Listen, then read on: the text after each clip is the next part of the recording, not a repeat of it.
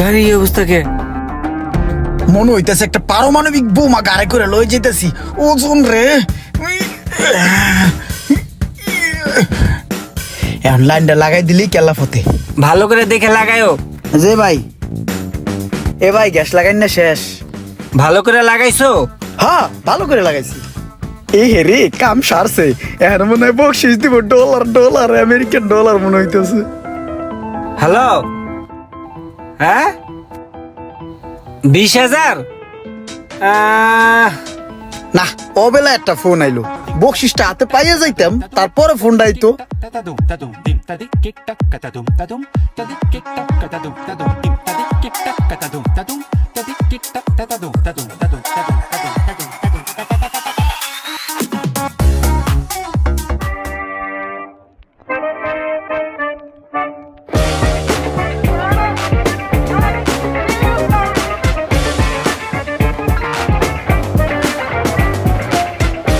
কেমন তোর ওঠে, টাহার হাতে নিয়ে ঘুরতাছে, দিয়ে দিলি তো হয়ে যায়।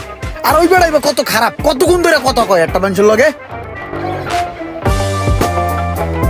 মেজাজটা কার না গরম হয়। এই ভাড়াটিয়াটা তো অরিজিনালি শেষর, কত কর বাহানা করিয়া আমারে বকশিস না দিয়ে আড্ডে গেল গা। দেখ খেলো মু তোরে কত শেষর পিড়িয়ে সোজা করিয়া লাইছি। ভাই এই যে আপনার গাড়ির চাবিটা, আর এই যে ছাতাটা, ভাই এই যে চশমাটা, এই যে চার্জারটা, রুমটা ভাই পুরো ক্লিন করে দিছি। ঠিক আছে, ধন্যবাদ, যাই। ভাই হুম ভাই, এই মুরগিটা ভালো আছে, এর কাম কাজ করে দিলে হ্যাঁ বকশিস দেয়।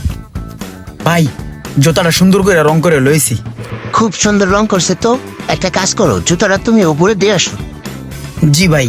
আর শোনো, এখনই মনে হইতেছে টাকা বের করবো। হ্যাঁ টাকা বের করতেছে মানে করতে। এটা রাখো, চাটা কিছু খাইও। হ্যাঁ জি ভাই। যাক কিছু দান্দা ফিকির হলো তাহলে।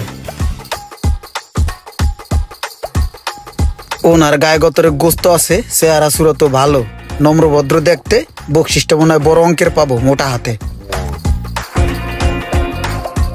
ভাই গাড়িটা তন্ন তন্ন করে মুছে আলাইছি, কোনো ধুলাবালু নাই, ভিতরে বাইরে সব জায়গায় কমপ্লিট। এই যে ভাই আপনার চাবিটা। ভাইয়ের চশমাটা তো সুন্দরী। হেৎ, তুমি চশমা ধরছো কেন? তুমি দারোয়ানের মতো থাকবা। তোমার কত বড় সাহস, তুমি আমার চশমা ধরো? আরে বাবা, ভাই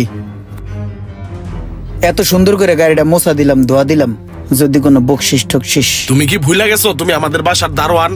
আমাদের প্রত্যেকের কাছ থেকে সার্ভিস চার্জ নেয়া, তারপরে মাস শেষে তোমাকে বেতন দেয়া হয়। আমাদের এই বিল্ডিং এ যতগুলা লোক আছে সবার সুবিধা অসুবিধা দেখার দায়িত্ব তোমার। এই বিল্ডিং এ সব ধরনের কাজ তুমি করবা। বেশি উল্টা পাল্টা কাজ করবা, বাড়িওয়ালার কাছে কইয়া ঘাটটা দইরা বার করে দিব। বকশিস চাইতে আইছে। যাও, ওই যে ময়লার বালতিতে ময়লা জমে আছে, ময়লাগুলা নিয়ে ফালাও, যাও। ঠিক আছে ভাই। আবার ভাই স্যার বলবা, স্যার বেয়াদব কোথাকার। জি স্যার। ওরে আল্লাহ, ওনারা নাকি স্যার বলবো, পেট লয়ে লড়তারে না আবার স্যার।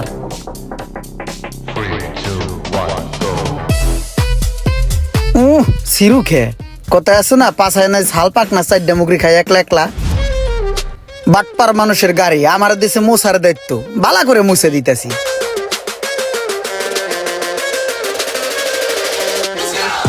কি ইমরান, হ্যাঁ গাড়ি ধুইছো ভালো কইরা? হ ভাই, সুন্দর করে ধুয়ে মুচ্ছে এককালে পাউডার দিয়ে পরিষ্কার করে রাখছি। এই যে ভাই লন চাবিটা। সুন্দর করে ধুইছে তাহলে না? গাড়ি দেখা তো মনে হয় সুন্দর করে ধোয় নাই, সুন্দর করে ময়লা জড়াইছে। চিন্তা কর গাড়ির ভিতরে কি ময়লা হয় বলে গাড়ি ধুইছে। এই লম্বুড়ে যেইভাবে পুঙ্খালু ভাবে সার্চ করতেছে, মনে হয় ধরা খাই যাবো। আমি তো গাড়িটা ধুই নাই। কি গাড়ি ধুলো এটা? আমার জীবনে তো এমন গাড়ি দেওয়া দেখছি না। না ইমরান, তুমি গাড়িটা ধোও নাই। দুই নাই বলতে ভাই, উপর দিয়ে সুন্দর করে ধুইয়া পলিশ করছি, আর নিচ দিয়া সিডা ময়লা আছে ভাই, ধুমু করে চিন্তা ভাবনা করছি। আর ভাই তাছাড়া হইলো শরীরে জ্বর, পানি পুনি নাড়লে জ্বর বাইরে মাথা উঠে যাবে, হের লিগে ভাই ধুই নাই, একটু পরে ধুমু আর কি, এর লিগে ধুয়ে দিছি। শোনো ইমরান, যে ইমরান মনে হয় আমার উপরে একটু রাগ করে আসো নে, বুঝতে পারছি।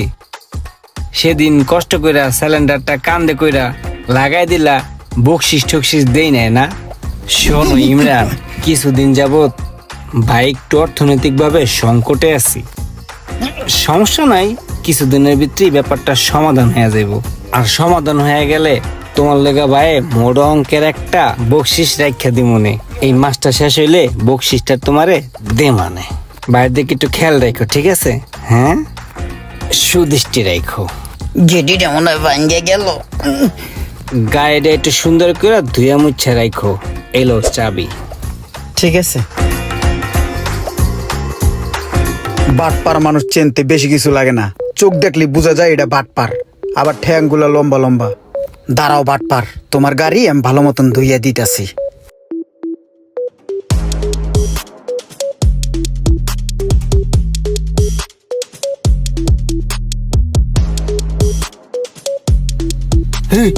গাড়ির এই অবস্থা কে?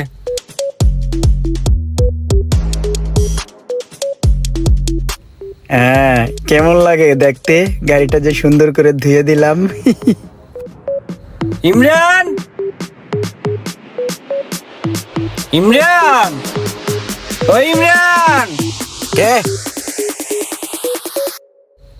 এদিকে আও দেখি।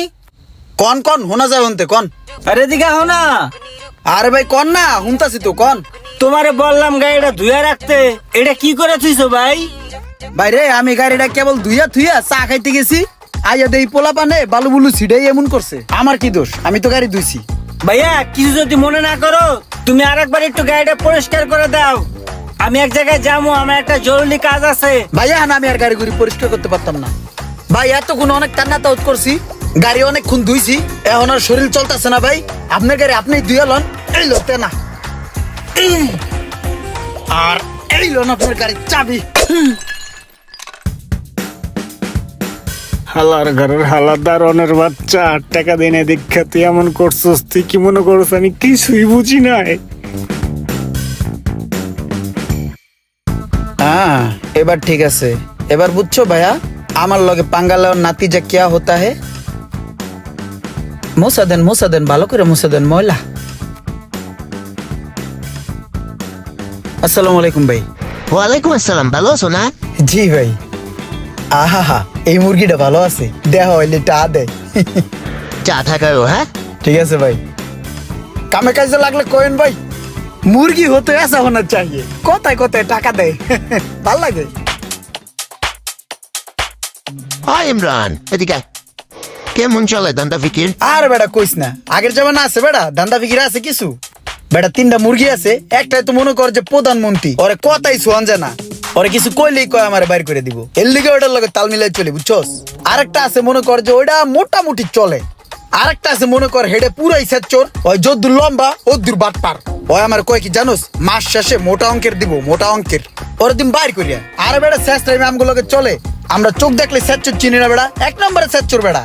হ্যাঁ, আমার লগে বাটপারি। ওর এমন জ্বালাতন দিমু, ওই আমার বাসাতে যাইতে বাধ্য হবে। ঠিক আছে মামা, থাক।